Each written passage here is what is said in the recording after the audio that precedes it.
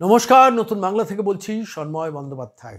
আর 3 দিন বাদে সোমবার আসবে 22 তারিখ রাজ্য সরকারের সুপ্রিম কোর্টে জাস্টিস সঞ্জয় করোলের বেঞ্চে রিটেন সাবমিশন দেওয়ার শেষ দিন, অর্থাৎ 2 সপ্তাহ টাইম দেওয়া হয়েছিল তাদের। এবং সেই কপি পেলেই সংগ্রামী যৌথ মঞ্চ, কনফেডারেশন তাঁদের লিখিত সাবমিশনটা দেবে। কর্মচারী পরিষদও তাদের রিটেন সাবমিশন দেওয়ার কথা সুপ্রিম কোর্টের 7 দিনের মধ্যে, 22 তারিখ থেকে 29 তারিখের মধ্যে।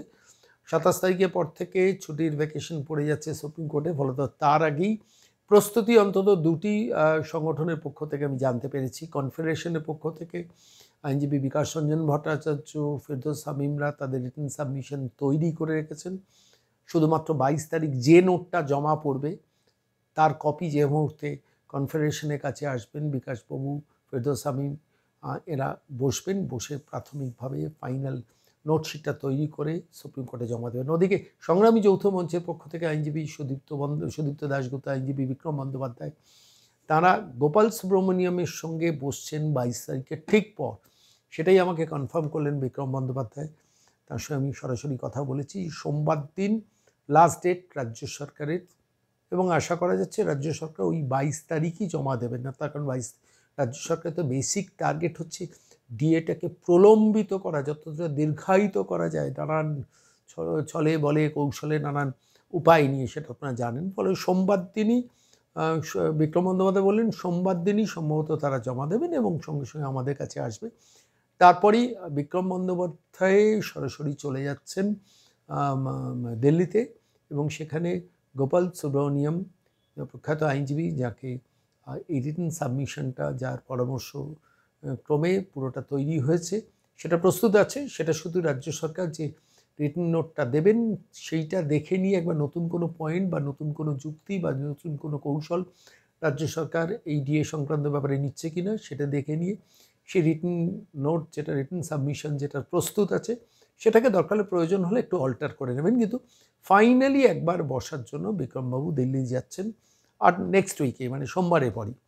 আর এদিকে বিকাশ রঞ্জন ভট্টাচার্য, ফেরদৌস শামীমদের কাছে যে রিটেন নোটটা রেডি রয়েছে, তাঁদের সঙ্গে ইতিমধ্যে সংগ্রামী যৌথ মঞ্চে যারা আইনজীবী রয়েছেন, গোপাল সুব্রমণিয়ামের সঙ্গে বিকাশবাবুরও কথা হয়ে গেছে, যা খবর আমি পেয়েছি। এবং দুজনের মধ্যে একই রিটেন নোট থাকবে না, হয়তো কিছু নতুন পয়েন্ট দুজনেই ইনক্লুড করবেন। ফলত দুপক্ষ থেকেই সংগ্রামী যৌথ মঞ্চ এবং কনফেডারেশন তাদের রিটেন নোটটা পুজোর আগেই জমা দিচ্ছেন, এইটুকু আপনাদের কনফার্ম করছি। 22, 23, 24, 25 এই 5 দিনটা খুব ভাইটাল সুপ্রিম কোর্টে। রাজ্য সরকারি কর্মচারী, অবসরপ্রাপ্ত কর্মচারী, স্কুল শিক্ষক, অসংখ্য আন্ডারটেকিং, অসংখ্য জেলা পরিষদ, গ্রাম পঞ্চায়েত, পুরসভার যারা সরকারি কর্মচারী, তাদের সবার পক্ষ থেকে আলটিমেটলি এই রিটেন নোটটা সামনের সপ্তাহেই সুপ্রিম কোর্টে জমা পড়ে যাচ্ছেন। তারা পুজোর পর অপেক্ষা করবেন না, কেন 7 দিনের টার্মটা 22 তারিখ থেকে 29 তারিখের মধ্যে শেষ হয়ে যাবে। 27 তারিখের পর সুপ্রিম কোর্ট ছুটি পড়ে যাচ্ছে এবং আশা করা যাচ্ছে অক্টোবরের মাঝামাঝির মধ্যে ডিএ সংক্রান্ত মামলার রায় বেরিয়ে যাবে। আমি সমস্ত বিষয়টা নিয়ে আপডেট জানার জন্য আইনজীবী বিক্রম বন্দ্যোপাধ্যায়ের চেম্বারে গিয়েছিলাম, তার সঙ্গে কিছু কথা বললাম। আমি আজকে নতুন বাংলার দর্শকদের বিক্রমবাবুর বক্তব্যটা শোনাব।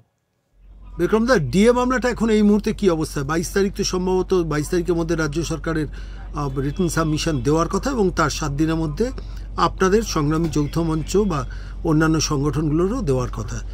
কি পরিস্থিতি এই মুহূর্তে এবং আপনাদের পরবর্তী পরিকল্পনা কি ধরনের প্রস্তুতি আপনাদের রয়েছে একটু যদি বলেন।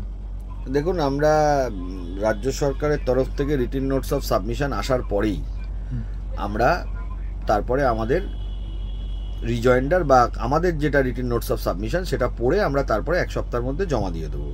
তার মাঝে আমরা বিকাশবাবুর সাথে কথা বলে নেব, বিকাশবাবুকে দেখাবো, প্লাস আমাদের যিনি সিনিয়র আছেন গোপাল সুব্রমণিয়াম স্যার, ওনার সাথে আলোচনা করে আমরা written notes of submission Dev.